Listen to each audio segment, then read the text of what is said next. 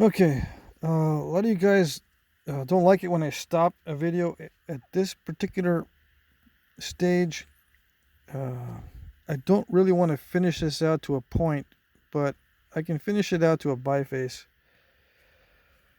I can do it pretty quickly just by opportunistic flaking. So that's what I'm going to do. I'm not going to waste more time on this particular piece.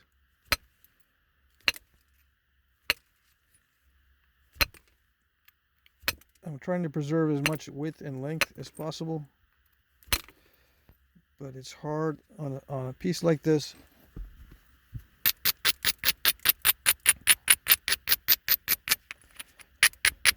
Because when I preserve the maximum width, it doesn't give me much opportunity to remove that. Now, if I wanted to leave that in, it's not a problem.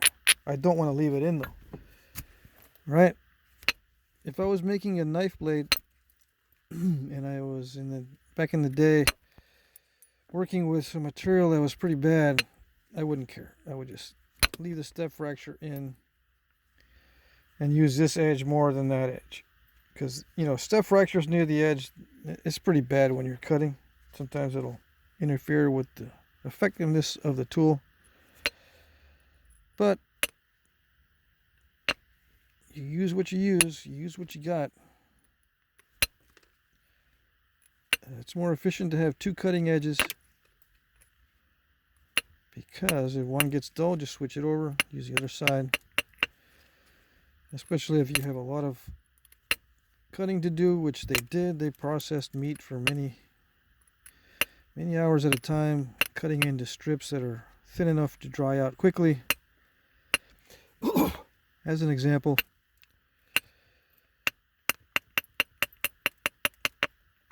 so the tools were used under a time constraint. The meat will spoil if you don't cut it and dry it fast enough. You don't want to be resharpening in the middle of the process too much. You're going to have to anyway, but if you limit all this stuff while you're processing the meat, it's better. Someday maybe I'll do some videos on butchering with stone tools. Not that I'm an expert at it. I'll have to learn some good techniques, pass down some little tricks, I guess. That wasn't too bad. I don't like it though. I don't like the material. Too crunchy, too steppy. Alright, what am I going to do about that step fracture? I've already messed around with it. Yeah, I'm going to have to take this side back a lot to get as close as I can to that and still preserve a lot of the width. Okay.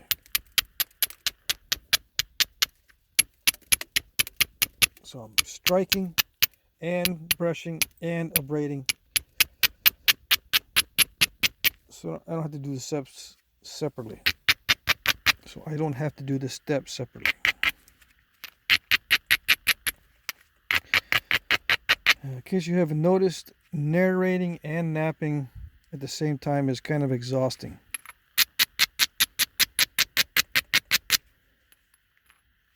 Okay. Yes, I am abrading the surface a little bit. Yeah, that's really tough stuff. I'm going to take it back a little bit more to get closer.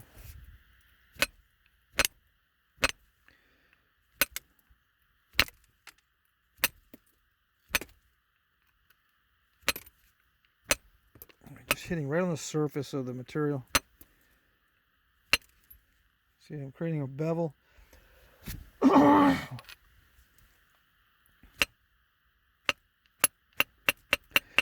If I were to do this, make videos like this for every piece that I want for the auction, I wouldn't want to do this on the next, on the next, on the next. Yeah, it would get very tiring. All right. Mentally tiring. physically it's not bad, but mentally, because I gotta try to understand what my subconscious is doing at the same time as explaining to you in a way that might make sense, that sort of thing.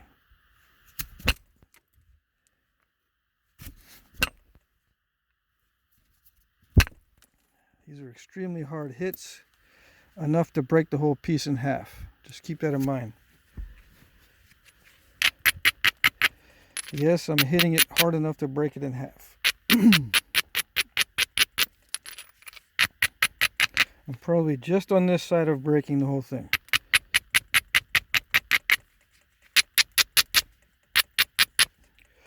Again, I'm trying to preserve width. I could make it much more narrow and then easily take those off, but I'm trying to preserve width. That's the strategy here. Also, what sometimes eliminates the ability for the flaker to make the flake is embedded stone. So you want to make sure you don't have embedded stone in the tip. I don't know why that makes it flake less reliably. It just does. Same with antler. If you have embedded stone in the antler, it makes it less effective.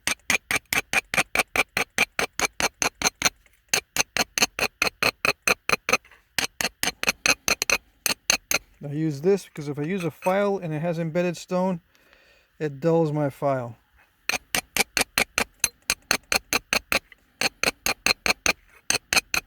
Okay. I don't care about it dulling or making the abrader a funny shape. Okay. So I go for the low-hanging fruit, the easiest strike first to see if I can clear that off. All right, here we go. Yeah. I don't even know if I hit where I said I was going to hit.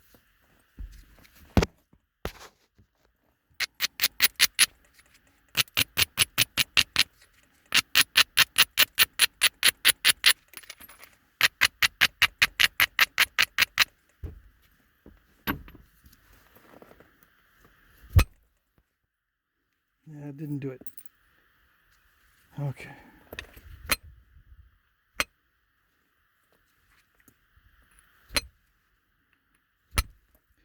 And every time I take a skinning flake off the surface, it makes it thinner, right?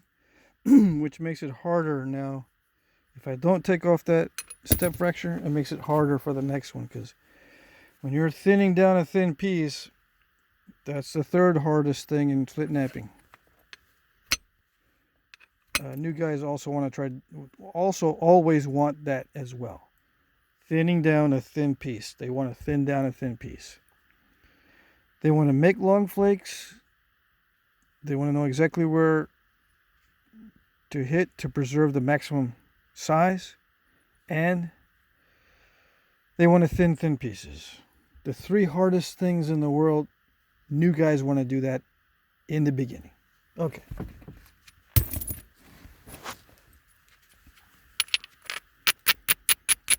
That's why you run into problems.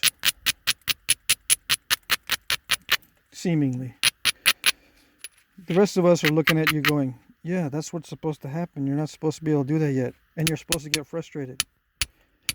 And you're supposed to learn how to deal with the frustration and manage the risks. Learn to say, okay, good enough, or let's move on to something else. All that stuff. Okay.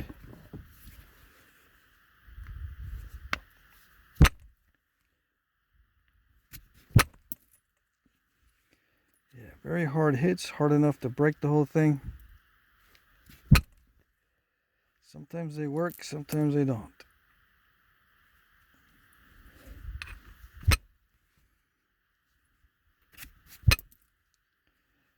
Yeah, I'm now down to some of my last resort type of strikes. Do they work? I don't know. Sometimes they do, sometimes they don't. It's a last resort because it's highly unpredictable to do this.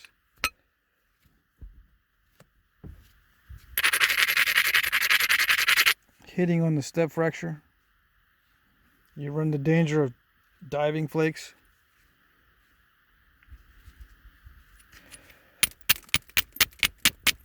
I don't see too much more option with this particular piece.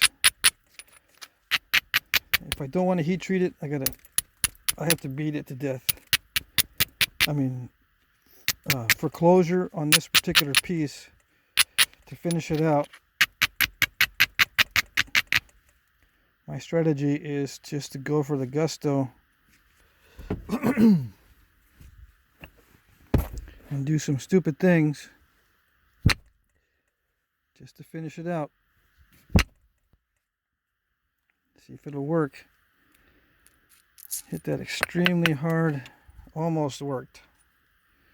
So I think you get the idea. I'm not going to be able to do any more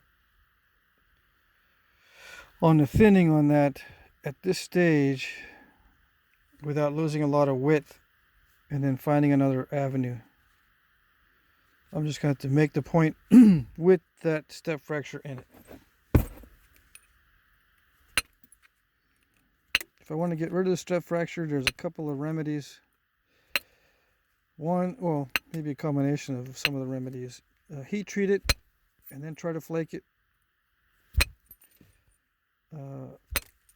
Make it smaller, much smaller. Get right up on that step fracture and knock it away. You know, I could just make a point from this side. Get rid of all that just by napping it off. Flaking into it by removing this edge and just flaking into it. You know, remove it with a bevel. You know, just keep beveling this all the way to the step fractures and then hit them off. But I'm not going to do that. I'll finish this out as a blade or maybe a point in the little time I have left.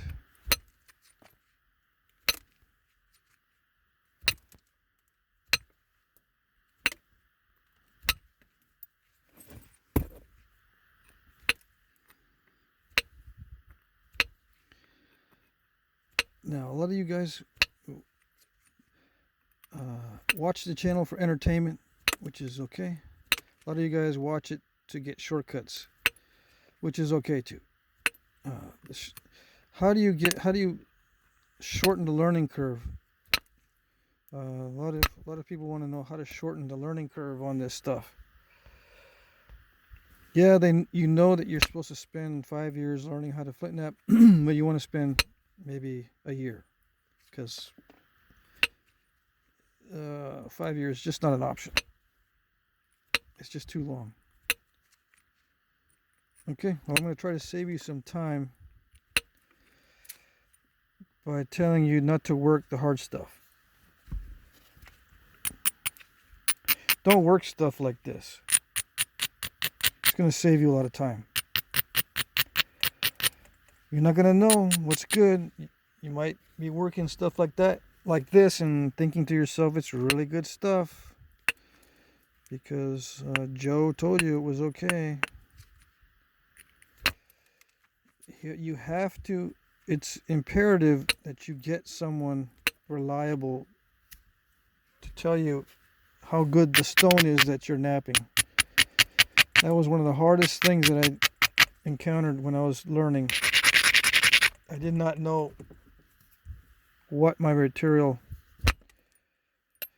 was. I didn't know what it was. Was it good? Was it bad? Was it sometimes good, sometimes bad? I mean, was it just, I was just being unlucky a lot? Because that's possible. You can just be unlucky a lot with good material. Could it be usually good, but you just have bad luck that the pieces you're getting are not good like everybody else's? That's possible. You need someone to tell you that, because you're not going to know. If you are having a really hard time napping something, move on to something else. I don't recommend moving to glass by default, although some people do benefit from that. Go to floor tile. Floor tile is a mid-range. I consider it a mid-range. Halfway between the really good stuff and the really bad stuff. So that'll give you an idea. but it has to be good floor tile. I encountered some guys that were napping some floor tile. It was terrible. Is this what you mean? No, that's not what I mean. That stuff that you're napping is terrible. Of course, they didn't know because they're new. If you're having trouble napping floor tile, chances are it's the terrible stuff. Move on to something else. If you have to buy, 25 square feet of tile, all different. See which ones will nap better. Try the pressure flaking and the percussion flaking. Try everything on it. Don't just try one technique on it. Sometimes some floor tile is better in pressure than others. And sometimes only percussion works on some types. Or not only, but best. The best way to flake it is for percussion. Some floor tile, it just will not cooperate. It'll crush every time you try to hit a flake off. Or it'll be really easy to grind down, and you'll grind it too much every single time, and you won't be able to remove the flake because it's too dull. And yada yada yada. Try a bunch of stuff. I guess that's the best advice I can give you. Try a variety of stuff in the beginning. All kinds of stuff, if you can. And that goes for the store-bought materials like floor tile, especially. I don't know what it is, but... Well, I know what it is. It's the unlucky ones that ask me the questions. Because they don't have a clue what's going on. So it seems like those are the only guys out there. Everyone's having problems, but no. I think like 90% of you, you don't have a problem really. It's just lack of practice. You can understand what's good and what's not good. You've got stuff that's normal floor tile, normal stone, normal tools, and normal things, and you're not encountering the weird stuff. I get the guys that call me that have the weird stuff. So I'm thinking, man, everyone's got weird stuff. I mean, I must be the only one that gets normal stuff every now and then, because everybody else seems to be getting all this stupid stuff. But no, it's just that guys that are having trouble are calling me. Okay. Let's see. Now, I can't get to that island. Not maintaining the width. Yeah, even if I hit that.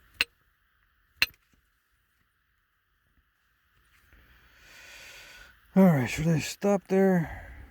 I mean, I can get it a little bit thinner. I don't know. Let's see. I can get a little bit thinner, but it's going to be at a cost. I have to lose some width off the tip. Now, I'm abrading a lot because that's another rule. It preserves width by abrading a lot instead of taking it back and beveling it to create a good edge for striking. Sometimes when you abrade a lot, you actually abrade too much and you can't remove a good flake because it just doesn't come off. And you end up hitting it really, really hard, and just a short flake comes off. That's the disadvantage of abrading a lot. Sometimes it will not release. Okay.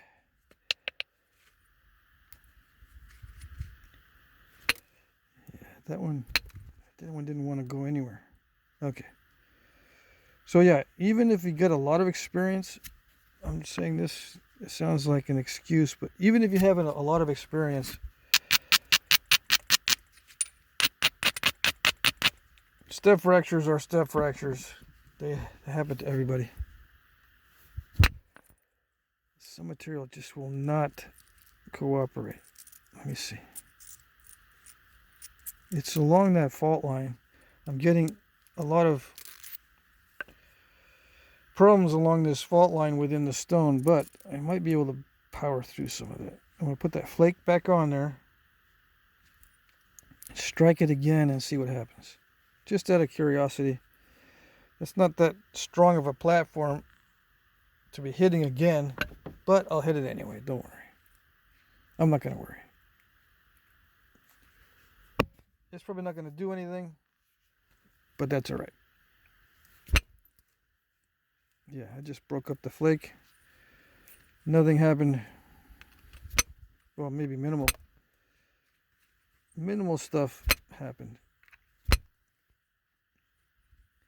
So what would I do in this case to get it thinner? You just have to remove edge material. Make a concave base, and maybe I can get a flute to go up through there. It's not going to go up through the whole thing and take everything off, so just notching it at this point would be the best bet. I got dust on my glasses from all that abrading. I'm just hitting the dull spots, taking them off.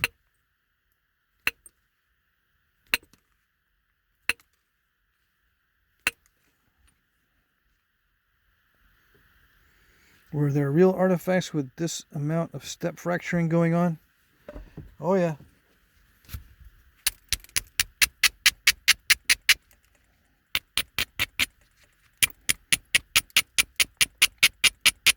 I don't want to break this piece, but I'm going to take risks with it.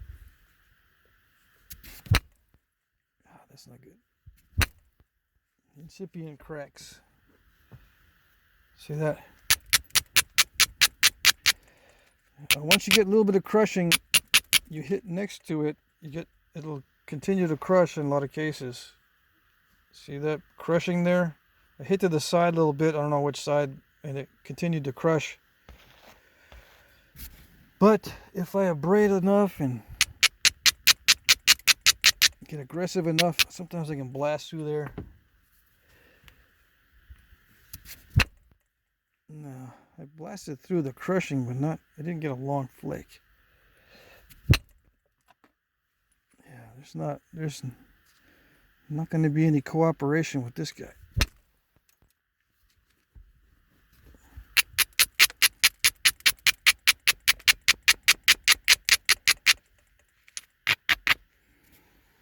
The inevitable question comes up, well then how did they do it back in the day to make such beautiful points out of such crappy material? The answer to that is they didn't. Okay? If it's just really bad material, you're not going to get anything good out of it. Sorry. I mean, it's just physics. It's not me. It's just physics.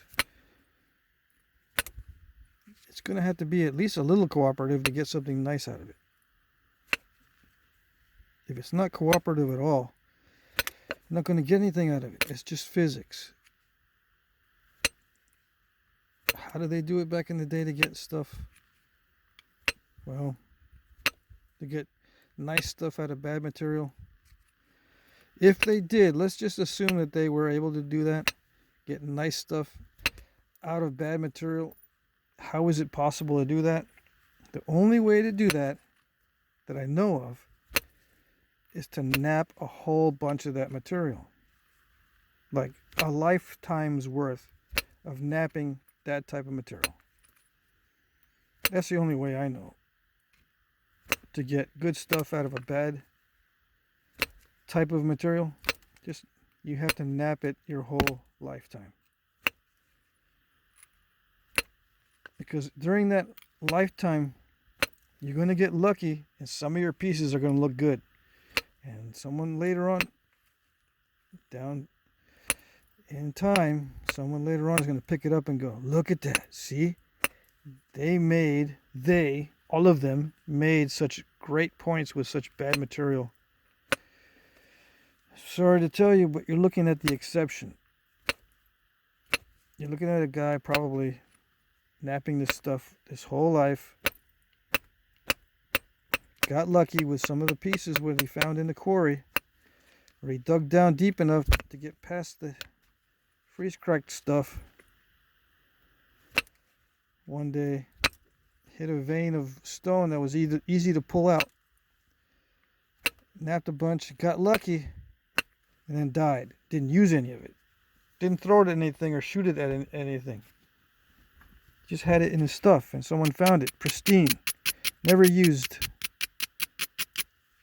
I mean, it's extremely lucky. It's all luck at that stage, under that circumstance. In my opinion, it's all luck. If you have something really nice made of really bad stuff, you're not going to want to say that's the way they did it with everything.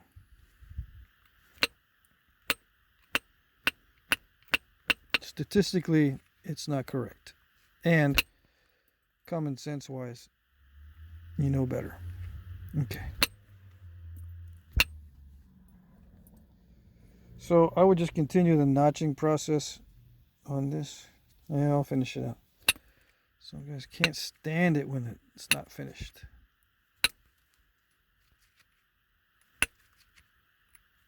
I understand that.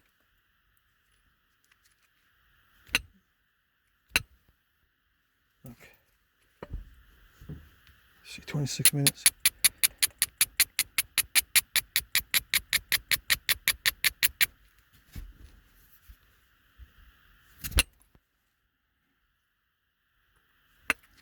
Just thinning it out for hafting. Doesn't have to be all that thin. I just like it to be thin.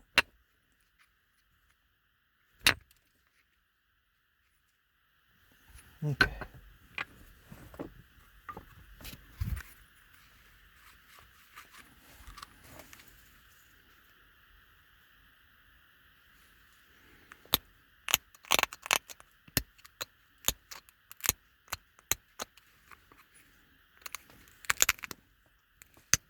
Oh yes, crunchy stuff.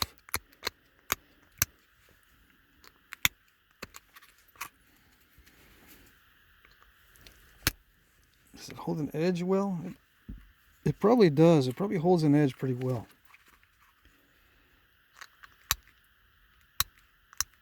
Yeah. I bet you it's a good cutting edge.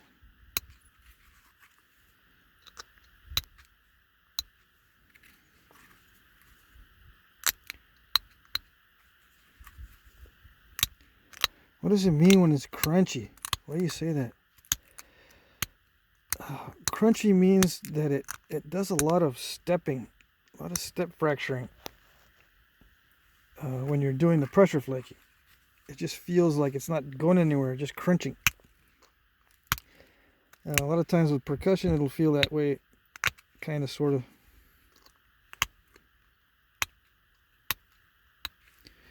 But it feels like only getting short flakes with this pressure flaking, and it's just kind of,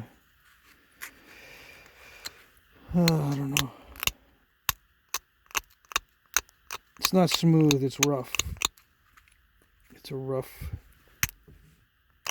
experience.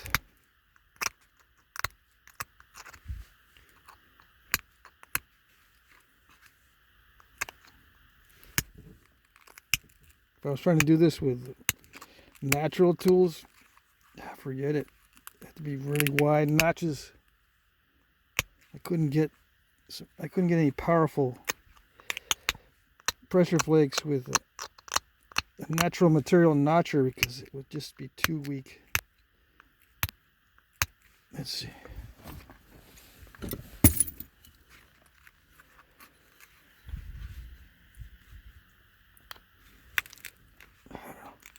I'm afraid I'm going to pop off that barb. A lot of the antler is being deposited on the material.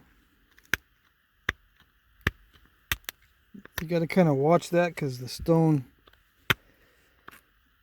will dull it before you know what's happening. And you'll end up pushing too hard thinking it's the stone when it's actually you're dulling your tip.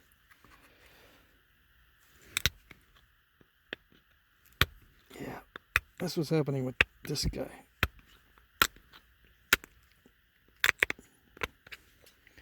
Use a punch, punch it in.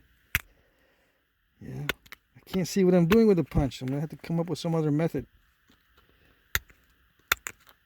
want to be able to hit the weak areas most effectively.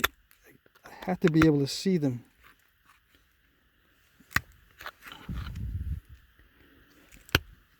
I have to be able to see the weak areas in order for me to hit those first.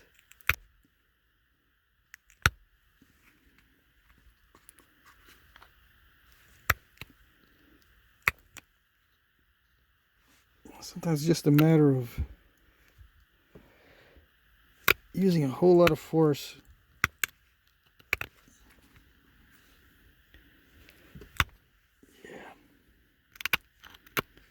Yeah, this is gonna take all day. All right, let's get back to something that'll actually save some time here. I think I'm out of time already.